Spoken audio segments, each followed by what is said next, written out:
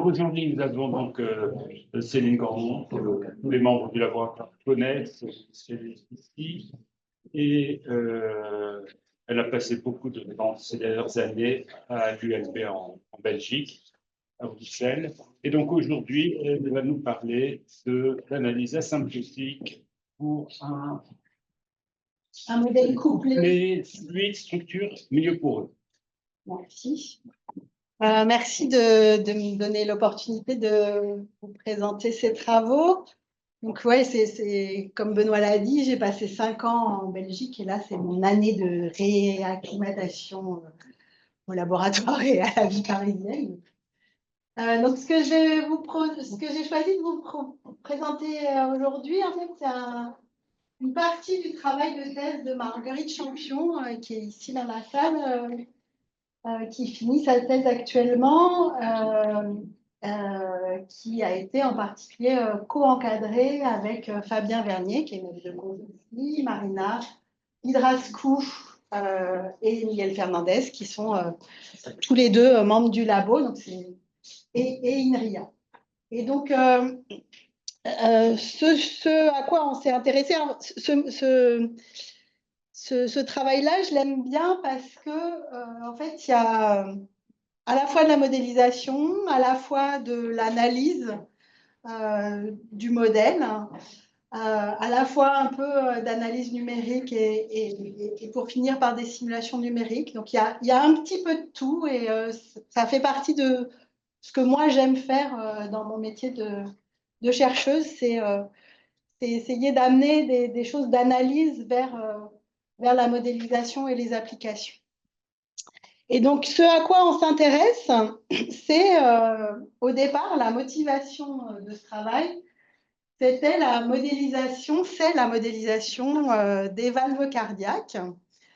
Donc, en particulier dans l'équipe, il y a eu beaucoup de travaux sur arriver à modéliser le comportement d'une valve cardiaque. Alors, qu'est-ce que c'est qu'une valve cardiaque? Le valve cardiaque, c'est un milieu élastique qui est à l'intérieur du cœur ou des artères et qui va se déformer sous l'action de la pression du sang, du fluide. Et donc, on va avoir un phénomène d'interaction fluide-structure et le but de la valve, c'est de se refermer à certains moments pour ne plus laisser passer le fluide et de se rouvrir à d'autres moments pour cette fois-ci laisser passer le sang. Et donc, on a un problème d'interaction fluide-structure où on a le sang qui peut être considéré comme un fluide visqueux incompressible en première approximation, newtonien. Et ces tissus élastiques, d'accord, qui sont là des feuillets qui peuvent être modélisés par des coques ou des plaques, des coques plutôt, en dimension 3, qui vont se déformer sous l'action du fluide et éventuellement rentrer en contact. Et donc, on a des problèmes de gestion du contact entre des structures élastiques.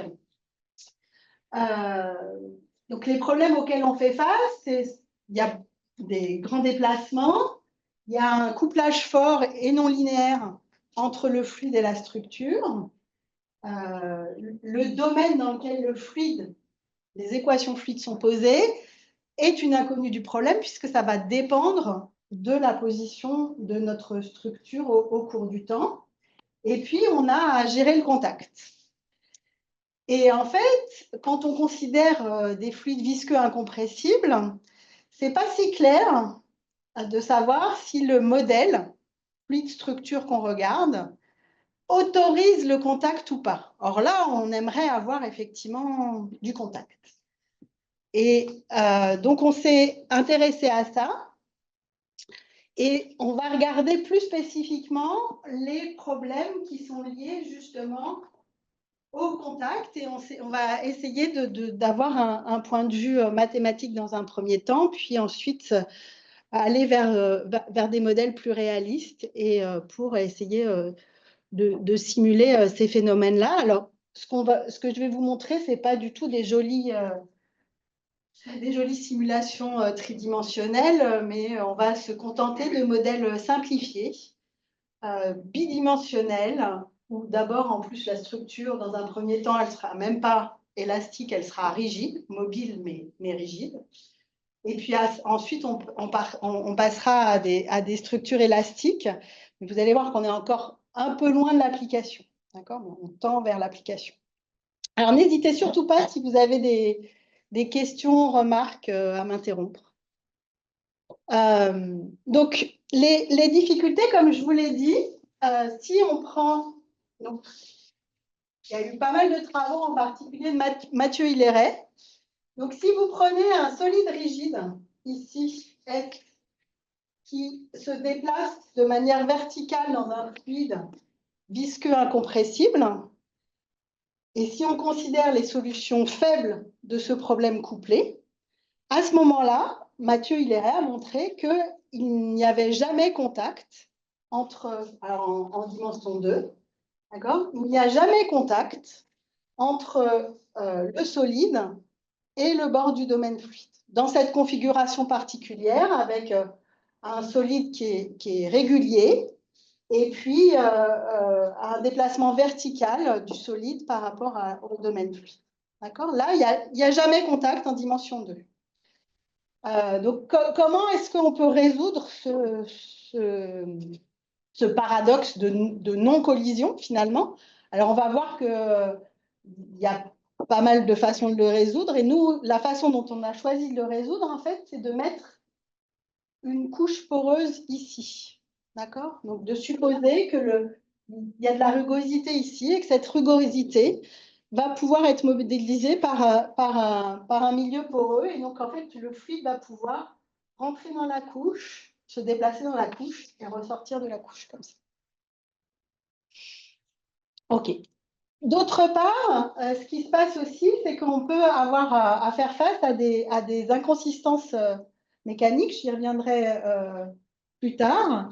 Et donc, pour justement faire face à ces inconsistances mécaniques, un des moyens de faire, c'est justement de mettre une couche poreuse. Alors là, je l'ai mis sur la paroi fixe, mais je pourrais aussi essayer de la mettre sur la paroi mobile ou sur les deux. D'accord? Oui? Ce qu'avait fait Mathieu, c'était quoi la condition en bas au bord? Alors, je vais y revenir, ouais. Je vais y revenir. Et là, alors, dans ce qu'avait fait Mathieu, les tout premiers travaux, c'est du Dirichlet, condition de Dirichlet. Donc, on a le fluide avec une vitesse U et la structure avec une vitesse D point. Donc, si D, c'est le déplacement de la structure. Et donc, sur la structure, ce qu'on a ici, si ça, c'est le B, on va avoir égalité des vitesses, d'accord? Parce qu'on suppose qu'on a un fluide visqueux. Et puis, on va avoir une force qui va être appliquée par le fluide sur la structure. D'accord? Donc, on a égalité des vitesses, égalité des contraintes. On a l'égalité des vitesses parce que le fluide est visqueux et l'égalité des contraintes qui traduit le principe de l'action et de la réaction. Ouais. J'ai pas compris la couche poreuse, c'est un endroit où le fluide peut aller. En fait, la couche poreuse, elle est monodimensionnelle, elle est sur le. Mais je vais y revenir. En fait, on va avoir elle va être vue par le fluide comme une condition limite. D'accord? Donc là c'est vraiment. On pourrait mettre aussi une couche poreuse bidimensionnelle et à ce moment-là, le contact, il se ferait sur cette couche poreuse-là. Mais notre couche poreuse monodimensionnelle, en fait, elle est là pour décrire une couche poreuse qui serait épaisse avec une épaisseur epsilon p et que je vais réduire à un modèle monodimensionnel qui va me donner une condition limite au bord.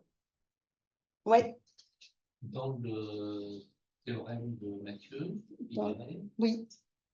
Où sont les forces? Qu'est-ce que les... Alors, je vais écrire les équations après. Donc, dans le théorème de Mathieu Hilleret, on a égalité des vitesses. Alors, dans un des premiers, parce qu'après, il y a toute une série de papiers où il a regardé différentes conditions limites, différentes courbures pour la boule, différentes rugosités pour la boule, en particulier avec David Gérard Varret. Voilà.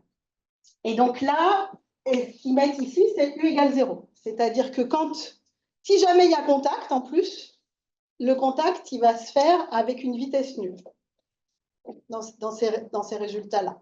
D'accord? Parce que notre vitesse globale, elle est H1. Et donc, comme on a U égale 0 au bord, au moment du contact, le solide, il va avoir il va arriver à vitesse nulle. Alors, il se trouve que Dirichlet ici, en 2D, il n'y a pas contact. L'épaisseur, par rapport à la viscosité, si on met une pièce de monnaie dans un. Celle-là, là? Oui, non, les interactions sans porosité, lorsque tu laisses tomber une pièce de monnaie 2D dans un truc. La réalité, c'est un défaut du modèle. C'est un défaut du modèle. Si tu te dis le modèle, il est OK, j'ai une solution faible pour ce modèle-là, et ben, dans ce cadre-là, le modèle n'autorise pas le contact. Je vais montrer après pourquoi. La pièce va s'arrêter à quelle hauteur dans le modèle? Ça dépend de sa vitesse initiale, ça dépend de si tu mets la force de gravité. Elle va être ralentie sans jamais toucher. Elle ralentit sans jamais toucher. Même pas en temps infini. Non, même pas en temps infini, je pense. Non, il ne me semble pas. En fait, ça dépend de la singularité de la force, en fait. Ce qui se passe, c'est que comme ici, on a un solide incompressible, qu'on a égalité des vitesses ici et ici, il faut que le solide, pour vérifier la contrainte à divergence nulle, s'échappe sur les côtés. Et donc, en fait, on crée un gradient de vitesse ici, qui peut être singulier, qui va dépendre de la distance entre le solide et le fond de la cavité. Et la force et la pression va être singulière. Or, la pression, c'est la principale composante de la force de traînée qui est appliquée au fluide sur la structure et qui va être éventuellement singulière et qui va dépendre justement de cette distance-là, de ce gap D entre le solide et le bord du domaine. Oui. D'abord, c'est plus valable en dimension 3. Là, je suis en dimension 3. Alors, ça dépend. En fait, ça dépend des configurations, y compris en dimension 2. Parce qu'en dimension 2, si vous avez une sphère, ça dépend de la façon dont la collision se fait. Si vous avez du grazing collision, on va autoriser le contact là, par exemple. Parce qu'en fait, elle va passer de manière tangente. En fait, ça dépend de la singularité de la force appliquée par le fluide sur la structure. En dimension 3, premièrement, c'est plus valable. Deuxièmement, une des explications, c'est que il y a un problème de couche limite de Navier-Stokes entre. Oui, bien sûr. Comme tu dis, il y a bien sûr, mais là, en dimension 2, il n'y a pas assez de place pour le coup. Bien sûr, si on prend le modèle, il n'autorise pas les collisions. Et donc, moi, ce que je fais, c'est que je cherche à changer de modèle. Donc, on est d'accord. Donc, tout va bien. OK? Je ne vais pas rester. Non, mais je suis à la transparente 3. Mince! Alors, je vais là. Donc, en 2D, Dirichlet, j'ai pas collision pour une sphère qui est C2. D'accord? Si elle est la surface est de classe C2, le bord de la sphère du disque est de classe C2, j'ai pas collision. Si je mets Dirichlet et Navier ici, et donc j'autorise la fuite quand même sur le bord, et donc je vais être moins singulier parce qu'en fait j'autorise la fuite ici du fluide, donc je vais créer moins de singularité ici du gradient. Et bien à ce moment-là, en 2D aussi, on n'a pas collision, mais on reste quand même singulier. Si maintenant je mets Navier, c'est-à-dire que je vais mettre des conditions de Navier à la fois sur le fluide et sur le bord, et ben en fait, là je m'échappe suffisamment pour pouvoir avoir collision. D'accord? Donc ça, c'est en 2D, il y a des résultats de Bang, et en 3D, il y a des résultats de David Gérard Barret. Et en 3D, il n'y a pas collision non plus Dirichlet. D'accord? Ensuite, il y a des résultats de David et de Mathieu où ils considèrent cette fois-ci une surface irrégulière.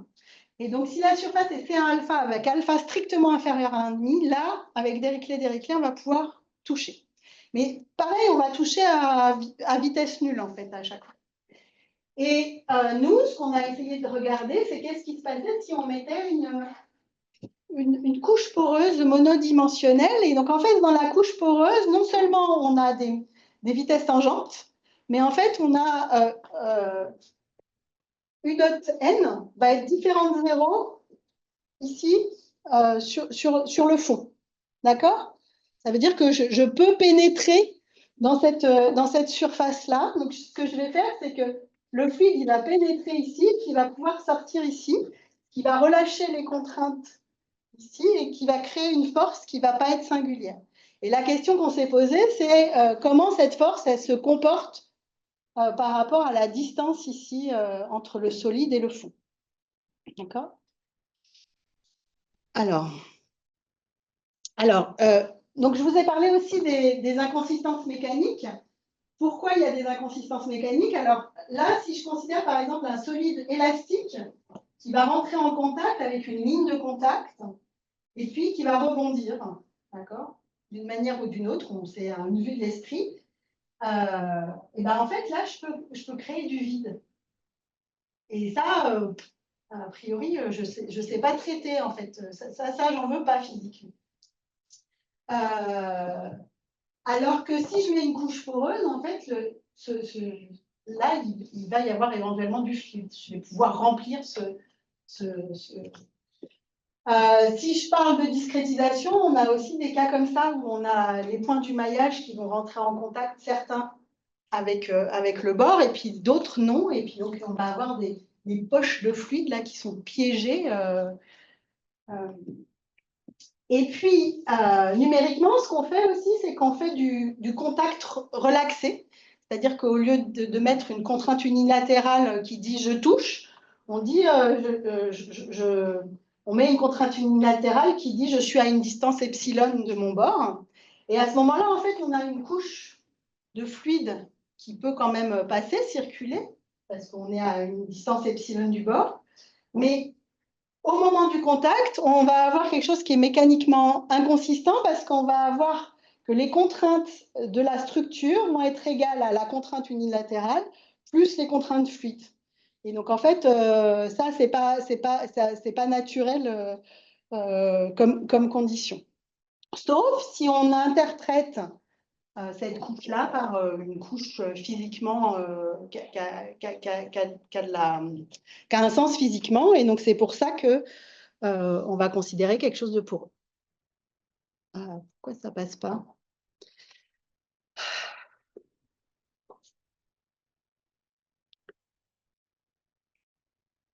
Ok. Ça ne veut pas passer?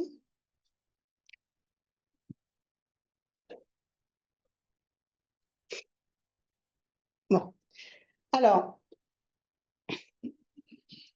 donc c'est ce que j'ai dit là jusque-là. C'est que ce qu'on va considérer ici, c'est qu'on va considérer une couche poreuse monodimensionnelle qui est censée décrire en fait une couche poreuse d'epsilon, d'épaisseur epsilon. D'accord? Et donc, on va modifier les conditions aux limites pour avoir au bord quelque chose qui décrit la possibilité du fluide de rentrer dans la couche et de circuler dans la couche et d'en ressortir. Voilà. Donc ça, c'est un modèle qui a été proposé dans la thèse de Fanny, qui faisait sa thèse avec Miguel. Et donc, rien de nouveau sous le soleil. Donc là, on va considérer un modèle de Darcy. UL, c'est la vitesse dans la couche. PL, c'est la pression dans la couche. K, c'est le tenseur de conductivité. On va supposer ici diagonale. Donc, il va y avoir le coefficient de perméabilité tangentielle et normale, kappa et eta. Et on suppose que le fluide est à divergence nulle. Donc là, on a perdu la viscosité quand même quelque part. On va coupler ça à des équations de Stokes. Mais donc là, le fluide, il est plus visqueux. La viscosité, en fait, elle est cachée dans le tenseur ici. K. Et cette équation-là, Donc, il y a gamma plus qui va être ma paroi d'en bas et gamma moins qui va être couplé à un fluide. D'accord? Donc, ça, c'est le bord de ma boîte. Et gamma moins, c'est le bord de ma boîte. Et gamma plus, il va être couplé avec Stokes. Et donc, qu'est-ce que je fais là? Je vais moyenner en fait ces équations-là dans l'épaisseur pour obtenir une équation monodimensionnelle. Et donc, comme je l'ai dit, on suppose que le tenseur il est diagonal et en moyenne, suivant l'épaisseur, la pression. Donc, on va dire que cette pression P moyenne, elle est égale à la moyenne des pressions sur gamma plus et gamma moins.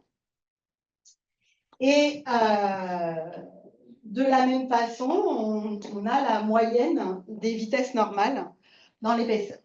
Et donc, si on moyenne, le modèle monodimensionnel qu'on obtient, c'est une équation de type Poisson sur la pression, qui est la pression poreuse, qui voit en fait le saut des vitesses normales sur gamma plus et gamma moins.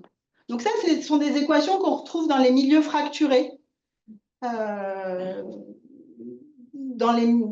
Quand vous avez un milieu fracturé avec une fracture dans laquelle il y a un milieu poreux, c'est exactement P, c'est la pression dans la fracture, et puis cette pression dans la fracture, elle dépend du saut des vitesses normales en haut et en bas de la fracture, qui rentrent dans la fracture et qui sortent de la fracture.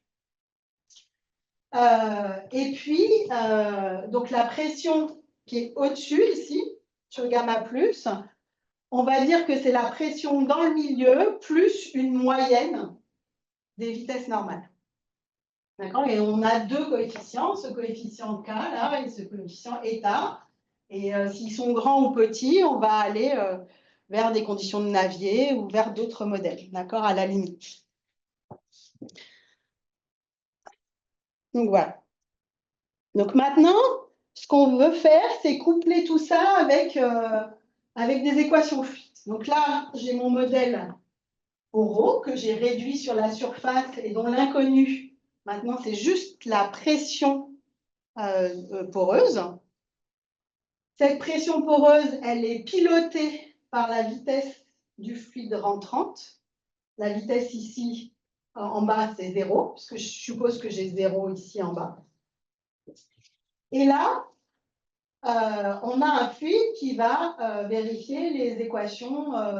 Alors là, j'ai écrit Navier-Stokes incompressible, mais l'analyse qu'on va faire, elle est sur du Stokes incompressible, donc on va oublier complètement la partie inertielle du fluide, parce que ce n'est pas tellement ça qui joue en fait sur la dynamique de la force, la drag force, en fait, elle est pilotée par l'opérateur de Stokes qui est là. Et donc, on a les équations du fluide qui sont posées dans un domaine qui dépend du temps, puisque on va supposer que notre solide il descend vers le fond de la cavité.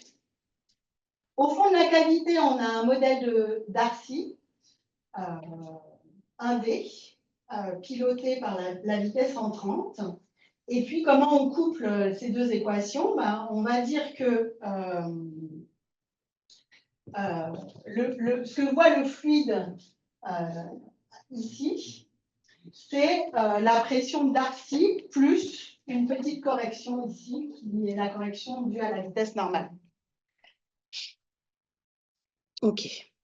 Donc voilà, ça c'est le problème couplé qu'on considère, et on voudrait savoir si il est capable qu'est-ce qu'on peut dire sur la force de la drag force dans ce cas-là? Et est-ce qu'elle est bornée, pas bornée? Est-ce qu'elle est singulière en fonction de la distance entre le solide et le fond de la cavité? Ouais. Ouais. Il y a un truc que je ne comprends pas bien sur le sigma. Tu t'écris quelque chose sur sigma, quelque chose sur delta sigma, et je crois que je ne comprends pas bien ce que c'est. Sigma, c'est quoi? Donc là, tu as un modèle 2D. Là, mon domaine fluide, c'est tout ça. Ouais, et donc c'est 2D. Ça, c'est 2D. Et sigma, c'est une ligne ou c'est une petite. Non, c'est une ligne. C'est 1D. Et donc le delta sigma, c'est sigma en fait, ou c'est vraiment les deux points? C'est deux points là. C'est deux points là, d'accord.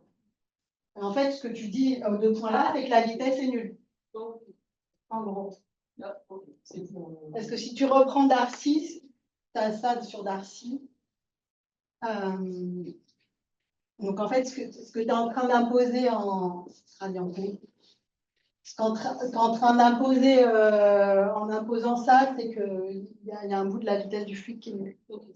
D'accord. Et comme tu dis, j'ai une question tout à l'heure, tu as dit que la viscosité, on l'a retrouvée dans le tenseur. Ouais. Parce que ici, c'est parce que c'est une équation elliptique sur P ou c'est parce qu'il y a vraiment des modèles qui permettent. Parce que non, en fait, il y a vraiment des modèles qui lient le tenseur de perméabilité avec la viscosité du fluide. Parce que plus le fluide il est visqueux, moins tu vas pouvoir circuler dans ta couche poreuse, quoi, en gros.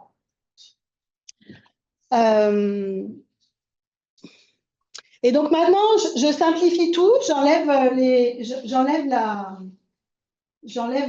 l'inertie du fluide, je garde l'inertie de la structure et je suppose que j'ai une configuration parfaitement symétrique. Mon solide, c'est un disque. G, c'est la distance au bord. Et ce que je veux regarder, c'est la dynamique de G au cours du temps. Et donc, comme j'ai une équation de Stokes, en fait, la dynamique de G au cours du temps, elle s'écrit sous une forme d'une ODE. Donc, je vais avoir... bon, je suppose, par exemple, que la masse de mon disque, c'est 1. Et donc, j'ai la dérivée seconde de l'accélération du disque qui va être égale aux forces appliquées par le fluide. D'accord? Je ne mets pas d'autre force que ça, que la force appliquée par le fluide. Donc, et la force appliquée par le fluide, c'est juste la force de la drag force, la force de traînée.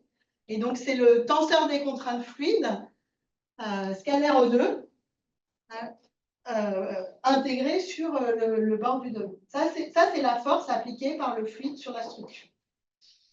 Et donc, la dynamique, ici, c'est juste une EDE toute bête, sauf que là, je vois apparaître la solution du problème de Stokes et la pression du problème de Stokes.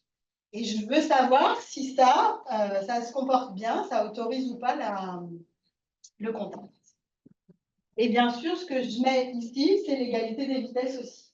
D'accord? Donc, je considère l'égalité des vitesses ici et la couche poreuse en même temps. Alors, donc voilà le système. Donc, ce qu'il faut voir, c'est que G, c'est une inconnue qui dépend du temps. Mais en fait, à G fixé, donc à géométrie fixée, le problème, il est linéaire en la vitesse du solide. D'accord? Et donc, tout peut se réécrire, la vitesse du fluide, la pression du fluide et la pression poreuse, elles peuvent se réécrire comme G point fois une vitesse normalisée, une pression normalisée et une pression poreuse normalisée qui vont dépendre de la position, d'accord, mais qui ne vont dépendre que de la position, en fait. Donc, numériquement, par exemple, ce qui va se passer, c'est qu'on va pouvoir calculer pour plein de positions, on va pouvoir résoudre notre Stokes, calculer notre drag force, et ça va nous permettre ensuite de faire évoluer n'importe quelle dynamique à partir de précalculs, en fait, à différentes positions. Et donc, le problème, maintenant, il s'écrit comme ça. Et donc, à G fixé, à géométrie fixée, il est linéaire en G point. Il n'est pas linéaire, le problème. D'accord? Parce que la géométrie, elle intervient... la géométrie donne foncièrement un problème non linéaire. Mais à G fixé, elle est linéaire en G. Et donc, en fait, la drag force, elle s'écrit G point F de G. D'accord? Donc, la dynamique, elle est pilotée par l'accélération G point F de G, et c'est une force qui va dissiper en fait l'énergie. D'accord? Ça, c'est une force vraiment de dissipation qui va ralentir, normalement, le disque, plus ça s'approche du bord, on espère. Et en particulier, si celle-là, elle est singulière par rapport à la distance, éventuellement, ça n'autorisera pas le contact. D'accord? Si j'arrive à calculer la singularité de cette drag force-là, qui est associée à une vitesse de 1, en fait, d'accord? Pour une position donnée, je vais pouvoir montrer que jamais je vais toucher le fond du domaine. Donc, c'est vraiment ça l'idée. Alors, qu'est-ce qu'on peut dire sur le modèle que j'ai présenté? Il admet une formulation variationnelle qui est une formulation variationnelle standard, où on retrouve ici les termes qui viennent de l'opérateur de Stokes. Ici, en orange, sont les termes qui viennent du milieu poreux. D'accord? Ici, c'est la pression poreuse. Ici, c'est la vitesse normale du fluide. Et puis, il y a des termes ici de couplage entre Stokes et le milieu poreux qui sont en rouge. D'accord? Et si on prend la fonction test V égale la vitesse du fluide et la fonction test Q chapeau égale la pression poreuse, et voilà. À ce moment-là, ce qu'on trouve, c'est une estimation a priori qui nous dit que le gradient symétrisé de la vitesse de fluide est borné en norme L2. On a un contrôle sur la vitesse normale qui va, quand kappa tend vers 0, en fait, on va avoir U dot n qui va tendre lui aussi vers 0. Donc, on va tendre vers quelque chose qui est complètement imperméable. D'accord? Donc, quand kappa tend vers 0, on va retrouver la condition de non-interpénétration. D'accord? On va retrouver les modèles qui ont été étudiés par Mathieu et David, par exemple. Et on a un contrôle du gradient de la pression de Darcy. Et puis, on obtient différentes estimations a priori qui dépendent toutes de la position. Là, pour l'instant, je n'ai rien dit. Je suis à position fixée. Ça dépend tout de la position. Et à position fixée, je peux regarder ce qui se passe quand état et kappa tendent vers 0 ou plus l'infini pour voir ce que je réobtiens à la limite. Alors, c'est un tableau horrible, hein, mais en gros, quand les deux tendent vers 0, ce que je vais obtenir à la limite, c'est des conditions de Navier, donc du glissement. Donc, ça va être je vais pas, à la limite, je vais avoir une n qui va être égale à 0, et puis je vais autoriser du glissement. Donc, je ne pénètre plus dans la couche, mais je glisse sur la couche. D'accord? Donc, on s'attend à ce que notre modèle, quand son comportement asymptotique, quand les paramètres du milieu poreux tendent vers 0 ou l'infini, se comporte comme les études qu'a menées Mathieu. Donc on a déjà une idée de comment asymptotiquement le modèle va se comporter. Et donc, on a plein de cas, mais ce qui nous intéresse essentiellement, c'est le cas où on retrouve des conditions de Navier à la limite. Ok. Pour passer à la limite dans ces trucs-là, il faut juste faire un peu attention. La seule petite subtilité, la seule remarque que je veux faire, c'est qu'en fait, il y a des constantes de pression qui sont à gérer, qui sont pas. Il y a des pressions qui sont définies éventuellement à des constantes additives près. Donc, il y a des constantes de pression à gérer. Et éventuellement, on récupère des convergences de pression à moyenne nulle seulement, et pas de toute la pression. Donc, on ne récupère pas des convergences sur toute la pression éventuellement. OK. Donc, maintenant, en fait, tout à l'heure, je vous ai dit ça touche pas. Quand on a vu Dirichlet, Mathieu et David ont montré que cette drag force là, associée à une vitesse 1, elle se comporte en fait comme 1 sur la distance à la puissance 3,5.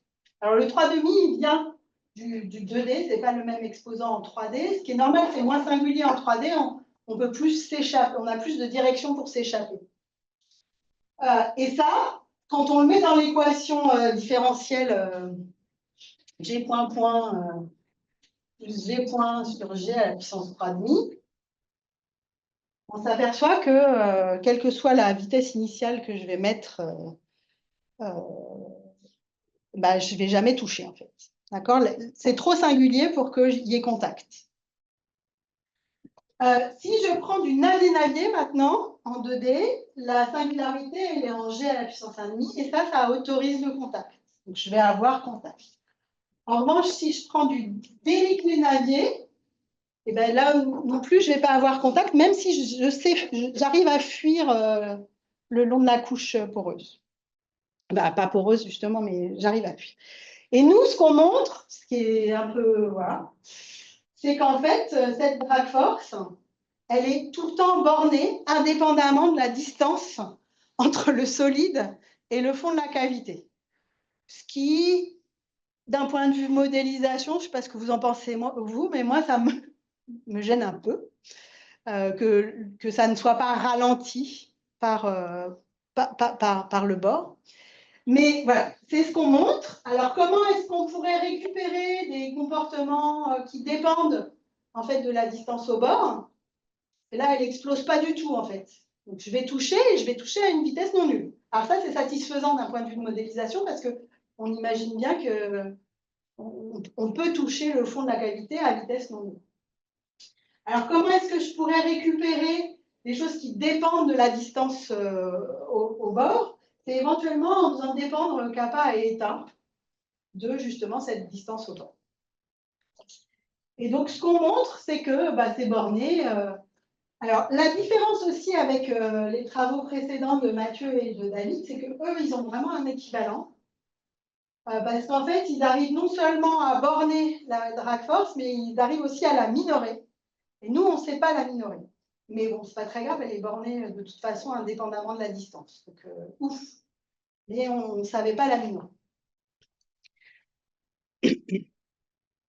Alors, juste pour vous donner une idée de comment ça se prouve, en fait, c'est assez simple et moi, je trouve que c'est très joli. C'est une très jolie idée. En fait, la drag force, FG, là, elle peut se réécrire en termes de c'est exactement l'énergie du système. D'accord? Et comme c'est exactement l'énergie du système, ça, c'est juste un jeu d'intégration par partie dans la formulation variationnelle. Parce que je vous rappelle que la drag force, c'est l'intégrale de sigma n E2 sur le bord de notre domaine.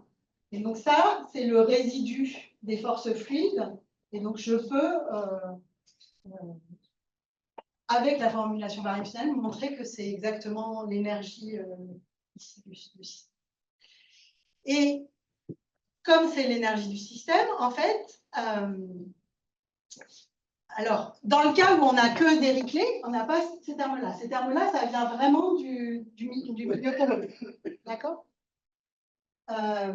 Et non seulement c'est l'énergie du système pris en la vitesse du fluide, mais ça minimise en fait toutes les énergies, ce qui est normal.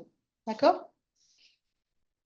Et donc, le jeu, c'est d'essayer d'estimer en fait ces énergies-là et d'essayer de la majorer ou de la minorer pour les travaux de Mathieu et de David. Et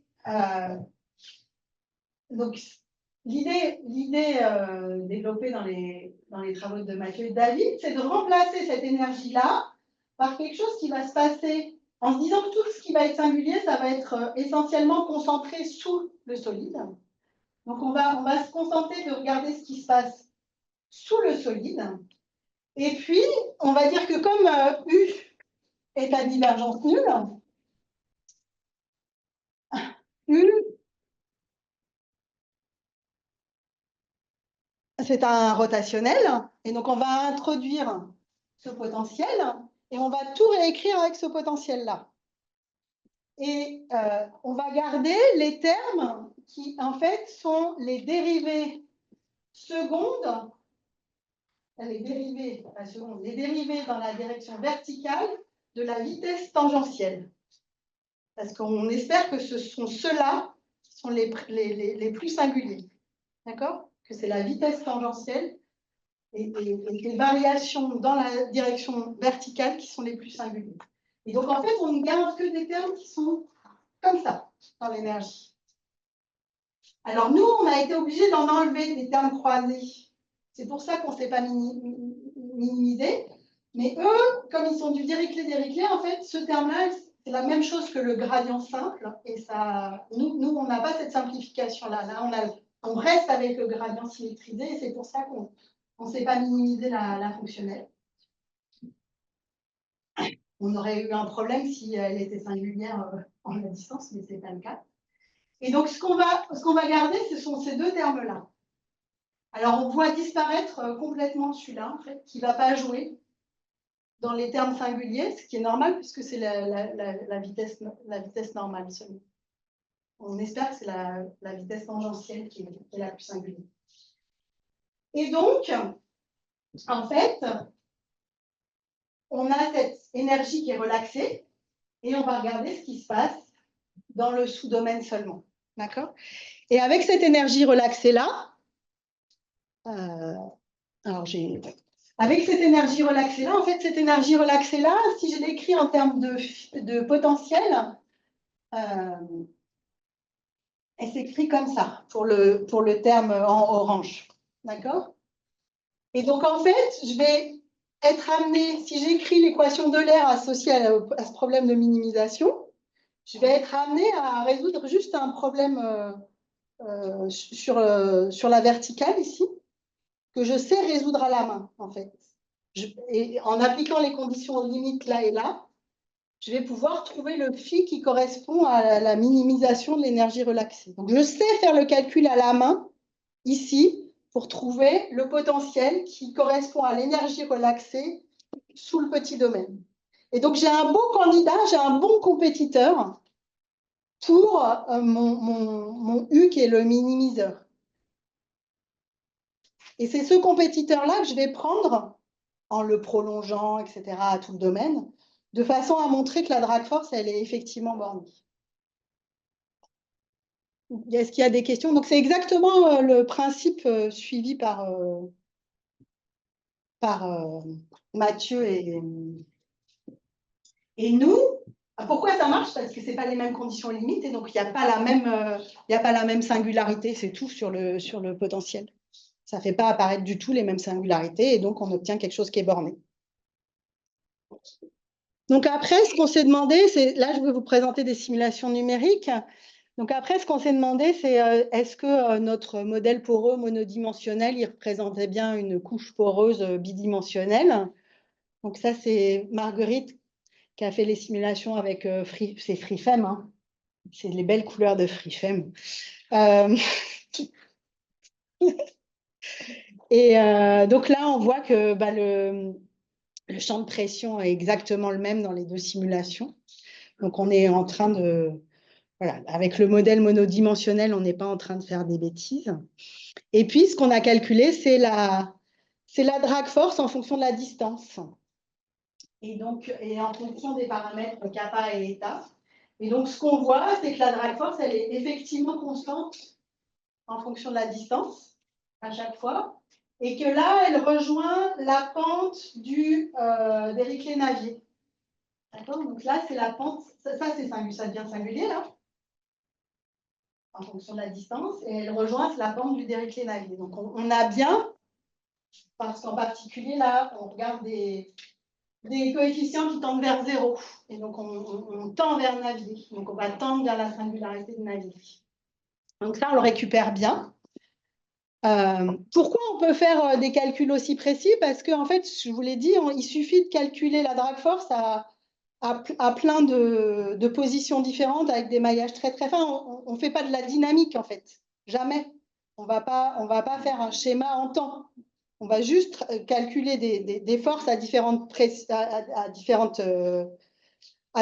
positions et ensuite, en post-traitement, on va avoir la dynamique de la... Tu as déjà dit ça plus tôt, mais il y a un truc qui me perturbe, c'est que tu peux te donner la position, la vitesse, là, le G. Oui, mais là, il y a une dynamique en temps sur ça. Ah, mais elle est isolée, oui, d'accord. Mais toi, ce que je calcule, c'est ça. J'ai un abac de force, d'accord? Et ensuite, quand je vais avancer en temps ce truc-là, faire de l'interpolation entre deux positions que j'ai choisies si je me retrouve entre deux positions. Mais voilà.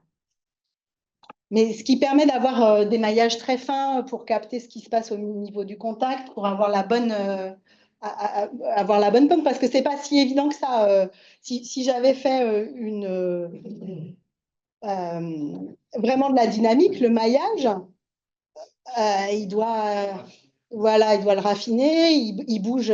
Si tu utilises des méthodes arbitraires, Euler-Lagrange, le maillage, il bouge en fonction de la position de la boule. Donc, éventuellement, il va être assez mauvais et tu ne vas pas capter la bonne dynamique. Mais là, on la capte bien. Et là, c'est ce qu'on a montré, c'est la vitesse normale. Et donc, ce qu'on voit, c'est que ça pénètre bien dans la couche pour ressortir derrière. D'accord ? Donc, il y a ce phénomène, je pénètre dans la couche, je traverse la couche et je ressors. Et puis, on voit aussi les pressions de Darcy. Et là, ce qu'on voit, c'est la dynamique maintenant. Donc, si la vitesse initiale n'est pas assez grande, on ne va jamais toucher. Donc, il faut qu'il y ait une vitesse initiale de notre balle, qu'on l'envoie suffisamment fort pour que ça aille toucher le fond. Mais à partir d'une certaine vitesse, ça va toucher, puis ça touche a priori à vitesse non nulle. Ça impacte le fond à vitesse non nulle. OK. Donc là, c'est le modèle de Darcy. Alors là, c'est plutôt à vitesse nulle. Et ce qu'on voit, c'est que Dirichlet-Navier, donc Dirichlet sur la boule, Navier sur le fond, là, ça va pas toucher pour la même vitesse initiale.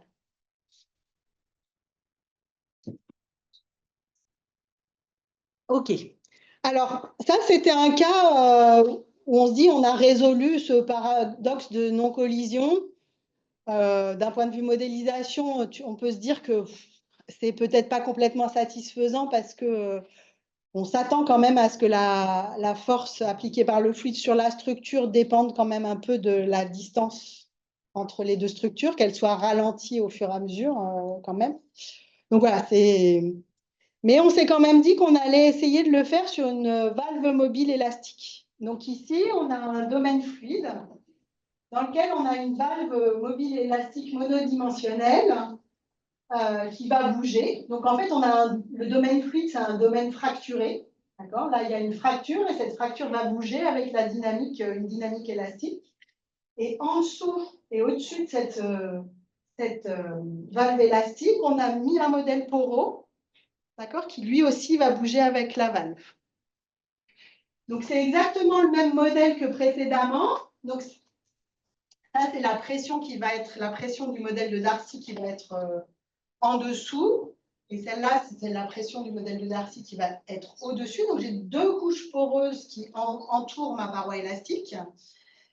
Et tout à l'heure, j'avais D égale 0, donc ça ne bougeait pas, cette paroi-là. Donc, j'avais ce modèle-là. Et là, comme ça bouge, j'ai la vitesse de la structure qui intervient en plus.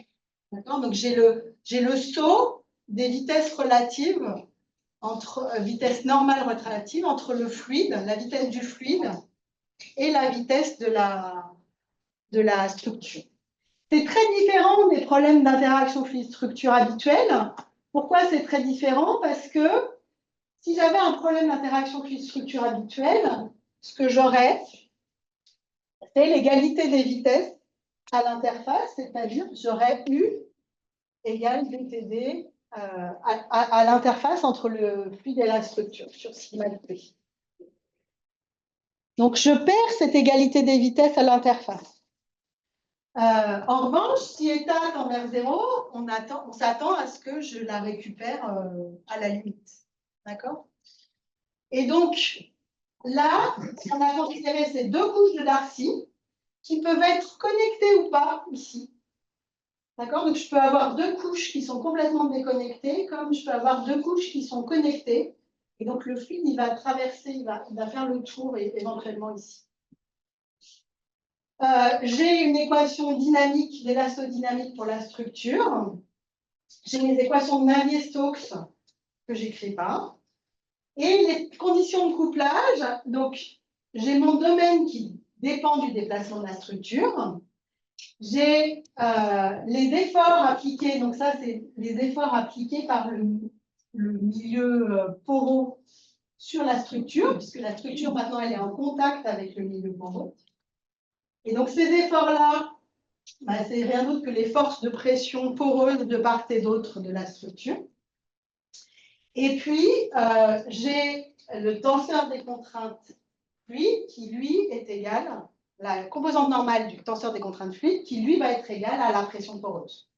Donc ici, j'ai en fait, à chaque fois, à chaque passage d'interface, j'ai égalité, j'ai les principes de l'action et de la réaction, j'ai égalité des contraintes. Alors, ce qui est très différent d'un problème de fluide structure, hein, donc je l'ai dit, le premier, c'est qu'on perd complètement la condition de Dirichlet. En fluide structure, normalement, on a condition de Dirichlet plus condition de Neumann, égalité des contraintes. Donc là, je perds complètement ça. Et puis, je vais avoir le fluide avec des conditions de Neumann et la structure aussi avec des conditions de Neumann.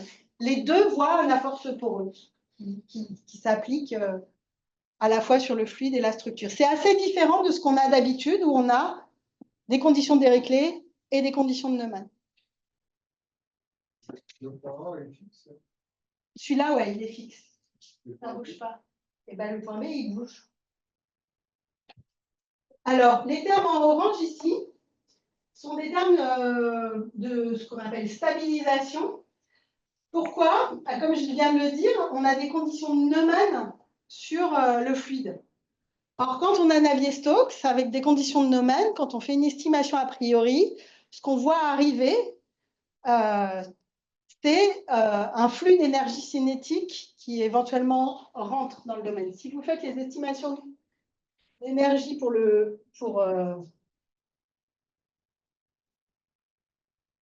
Navier-Stokes, si je multiplie ça par la vitesse et si j'intègre sur le domaine fluide, en fait, on voit apparaître des termes, comme on n'a pas U égale 0 sur le bord, on voit apparaître des termes sur le bord sigma de t, qui vont être en gros U carré sur 2, U de t. Okay, c'est le flux d'énergie cinétique qui sort ou qui rentre du domaine, qui a un terme cubique que je ne contrôle pas forcément. Donc, je n'ai pas d'estimation d'énergie de manière naturelle avec des conditions de Neumann pour les équations de Navier-Stokes. Et donc, pour pouvoir avoir des estimations a priori, je tue l'énergie cinétique qui rentre. Les termes en orange, ça permet en fait on appelle ça des termes de stabilisation qui permettent d'avoir une estimation a priori.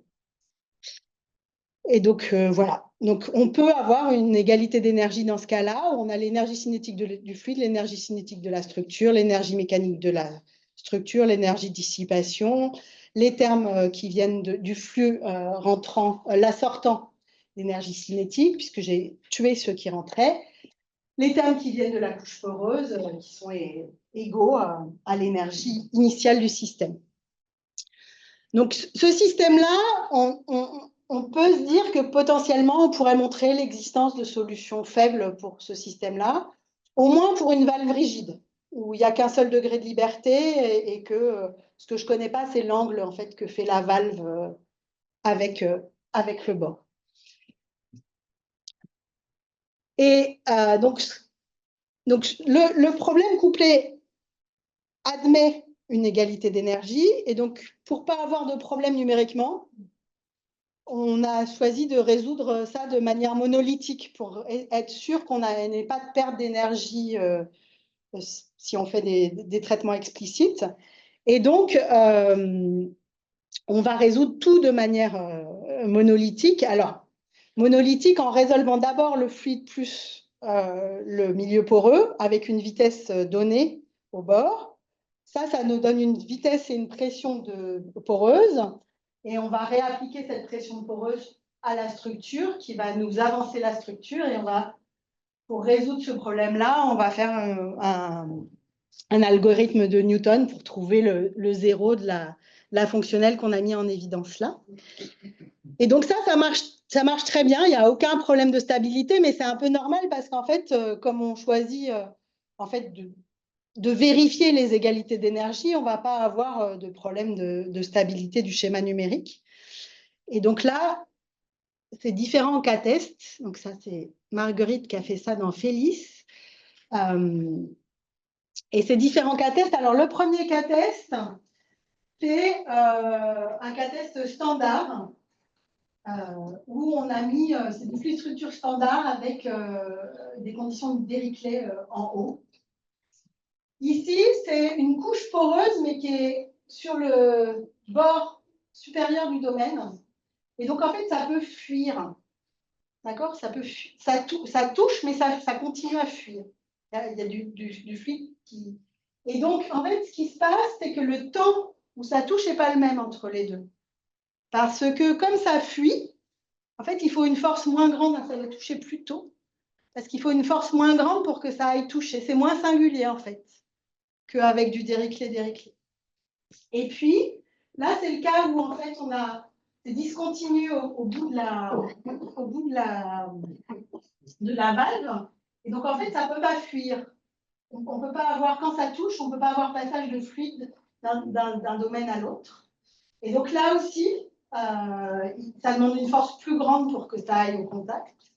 Et là, en revanche, c'est le cas où le fluide peut passer autour. Et donc, ça fuit un peu, mais ça fuit un peu moins. Ce n'est pas tout à fait la même dynamique que quand il y a du Darcy en haut. Et donc, ça modifie aussi les temps de... Ça modifie à la fois le moment où ça touche et puis le rebond. Éventuellement, il peut y avoir du rebond et il peut ne pas y en avoir. Donc, ce sont des dynamiques qui sont assez différentes. Après, qu'est-ce que valent ces dynamiques-là? C'est pas très clair. Et donc, voilà, il y a encore plein de choses. Donc, le but, c'était d'essayer d'avoir un modèle qui réponde à des questions de paradoxe, de non-collision, qui modélise la rugosité, et d'essayer de l'analyser et d'essayer de mieux comprendre en termes de modèle ce que ça impliquait. Donc, est-ce que ça représente une réelle dynamique? La question est ouverte.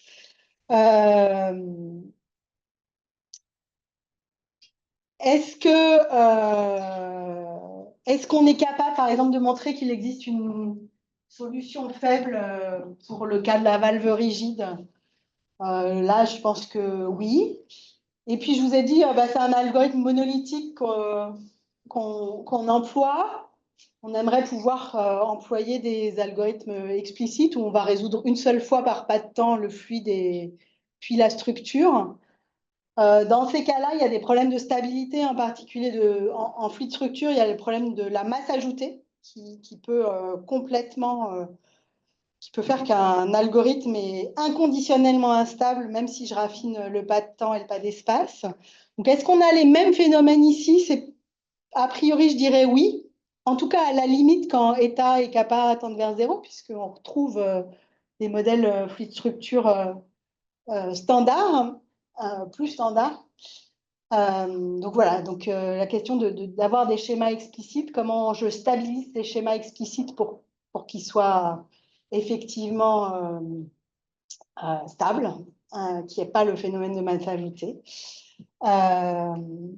Donc oui, il y a encore plein de choses à faire, sachant que surtout, est-ce qu'on pourrait comparer ça à une réelle dynamique? Voilà, je vais m'arrêter là. Ok, ben merci.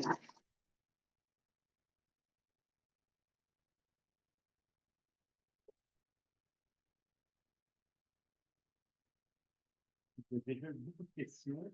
Il y en a donc, Je n'ai pas bien vu si on pouvait identifier une dépendance particulière et le résultat de l'épaisseur de la couche.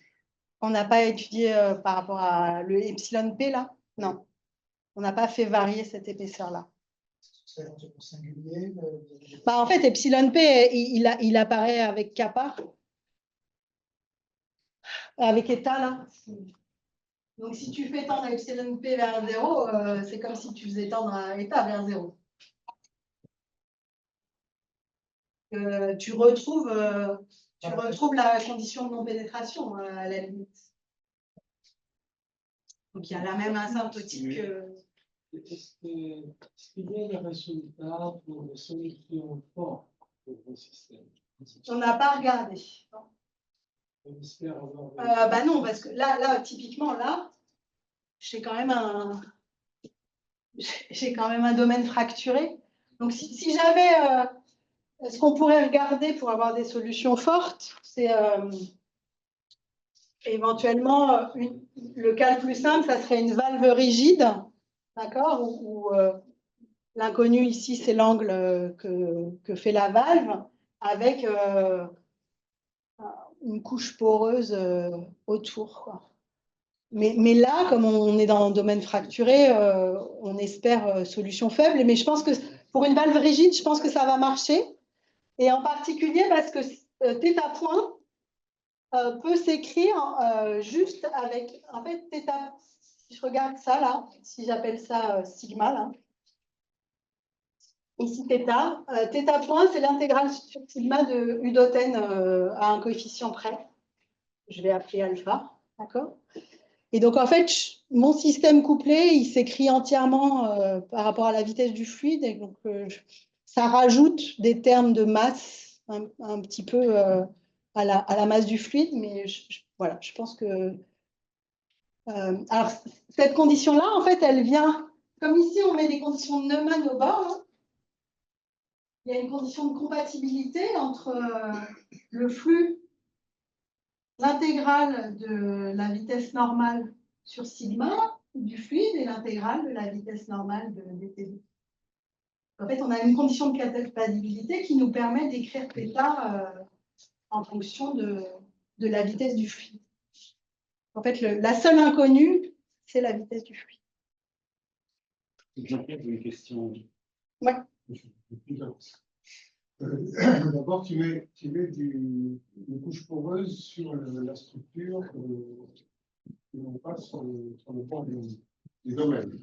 Là, oui, parce qu'en fait, dans la thèse de Fanny, dont j'ai parlé de Rosa avant, elle avait considéré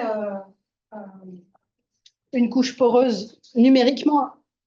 Donc, numériquement, il est où numériquement? Il est là. C'est laquelle? C'est celle-là. Celle-là, il y a une couche poreuse là-haut. Ah. Bon. Là, la structure, elle n'a pas le problème de la courbure, il n'y a pas une courbure constante. C'est pas du tout pareil que la sphère qui arrive de ce machin. Elle peut arriver.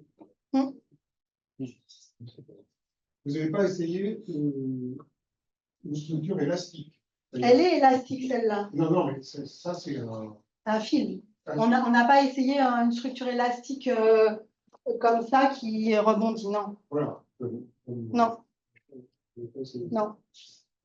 Et la troisième question, c'est, là, c'est plus en général, vous avez considéré le changement sur le solide, finalement. Vous approchez le solide par une structure poreuse, etc.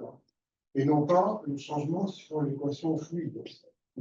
Bah, la couche poreuse, c'est du fluide quand même. Donc, là, non, mais c'est une couche, genre couche limite sur le. Non, on n'a pas. Mais la couche poreuse, c'est quand même du fluide. Ce sont des équations de fluide, parce que c'est des équations de Darcy que j'ai réduites. Oui, d'accord, mais c'est un changement de modélisation sur le solide. Sur le domaine. Si c'est pas pour eux, c'est pour eux ou c'est pas pour eux. Si c'est pour eux, il y a plus qui passe. Et si c'est pas pour eux, Après, tu peux dire que le fluide poreux, c'est fait pour modéliser la rugosité et le fait qu'à toute petite échelle, en fait, le fluide, il va circuler à travers la rugosité, enfin, les aspérités de ta structure. C'est une autre façon de décrire une structure rugueuse. Après, d'un point de vue modélisation, ce qui, à mon avis, n'est pas correct, c'est de ne pas faire dépendre nos coefficients kappa et eta de la distance, en fait. Parce que quand on fait, par exemple, de l'analyse asymptotique pour des fluides minces, Ce que tu trouves, c'est une équation de Reynolds. Et l'équation d'ailleurs, tu trouves le 3,5. Hein, c'est moins divergence de H au cube gradient P, quoi. Voilà. Donc, tu as cette singularité, cette dégénérescence de l'EDP elliptique en fonction du gap, de l'épaisseur de ton domaine. Et ça, si tu remplaces par une équation comme ça. Eh ben, à ce moment-là, je retrouve les équations de. Je trouve Mathieu, quoi. Pas de miracle. Ouais. J'ai aussi une question. Là, tu l'abordais à la fin quand tu faisais, mais faire des expériences, j'imagine, avec des parois élastiques comme ça, c'est un peu compliqué. Mais par contre, dans le cadre un peu idéalisé que vous décrivez au début, Ah ouais. ça, il va y avoir des expériences. Ouais, en fait, on a regardé, mais ils ont du mal à capter en fait ce qui se passe au moment du contact. Il y a. Moi, je ne suis pas spécialiste, mais j'avais l'impression qu'il y a vraiment des questions d'interaction, d'incertitude sur la mesure par rapport au phénomène physique. Enfin, ce n'est pas si clair.